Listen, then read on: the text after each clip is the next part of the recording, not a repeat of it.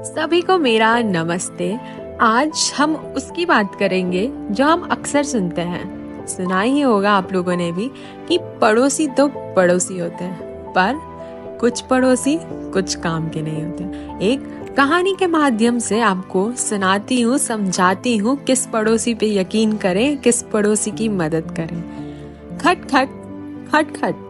हाँ, कौन है? पता नहीं कौन इतनी रात गए बड़बड़ाते हुए। सावित्री देवी ने दरवाजे के बीच बने झरोखे से जाकर देखा। अरे रमा, तुम इतनी रात गए? जानती भी हो 2 बज रहे हैं। क्या है? आंटी जी, वो बापूजी की तबीयत खराब हो रही है, उन्हें बड़े अस्पताल लेकर जाना होगा।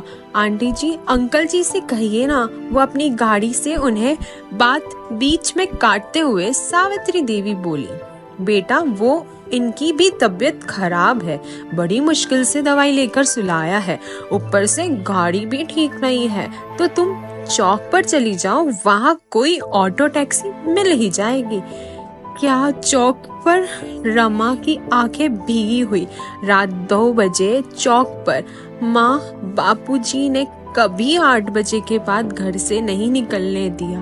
कारण अक्सर माँ बापूजी उसे समझाते रहते थे, बेटा ये वक्त असामाजिक तत्वों से बाहर घूमते हुए शिकार करने का ज्यादा होता है, लेकिन आज तो मुझे जाना ही होगा। माँ को धाकास बांध कर आई हूँ।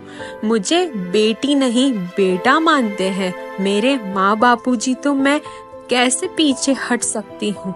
लेकिन मन में अक्सर अकेली लड़कियों के साथ होती वारदातों की खबरें रमा के मन की आकांक्षाओं को और बढ़ा रही थी। लेकिन वो हिम्मत करते हुए अपनी गली से बाहर सड़क की ओर जाने लगी।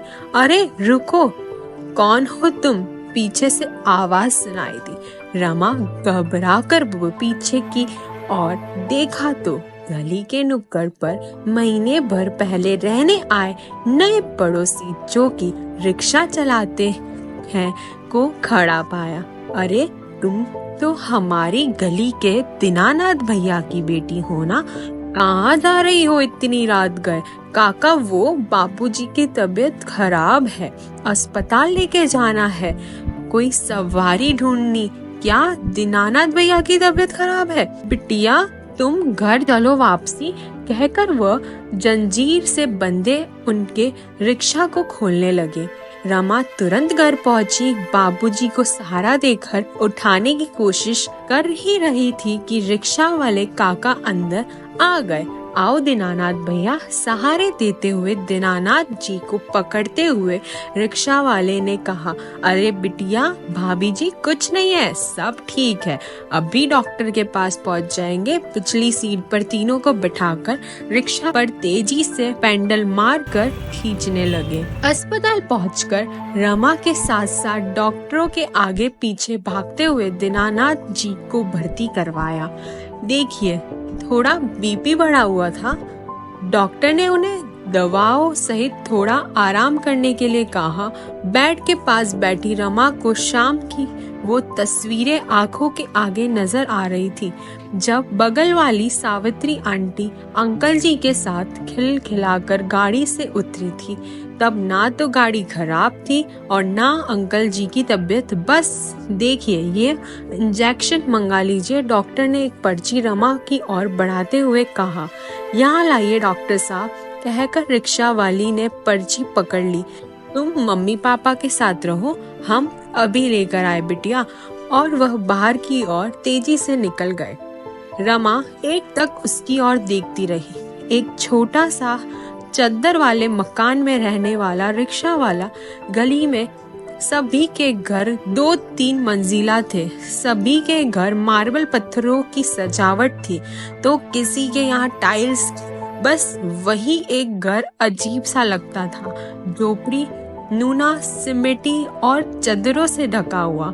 कुछ ही देर में लो डॉक्टर साहब, अचानक रिक्शा वाले की आवाज ने उसकी तंद्रा भंग की।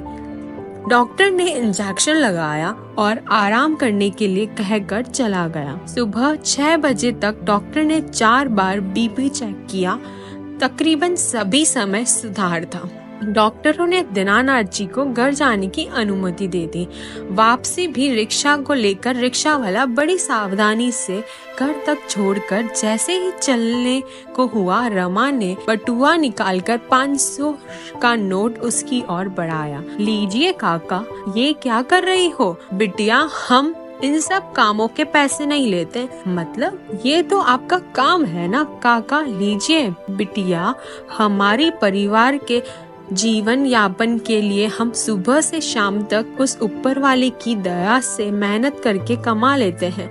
ज्यादा का लालच नहीं, वो इंतजाम किए देता है हमारा पेट का। और वैसे भी हम एक गली में रहते हैं, ऐसे हम और आप पड़ोसी हुए, और वो पड़ोसी किस काम का जो ऐसी स्थिति में भी साथ ना दे। कहकर रमा के सिर पर हाथ रखकर वो चलने लगा। रमा भीगी हुई आंखें पहुंचते हुए ऊपर वाले की ओर देखकर बोली, आप जैसे भगवान रूपी पड़ोसी ईश्वर हर घर के पास रहे। कहानी अच्छी लगी हो तो लाइक, शेयर, सब्सक्राइब कीजिएगा, और आप कैसे पड़ोसी है कमेंट में जरूर बताइएगा। Thank you.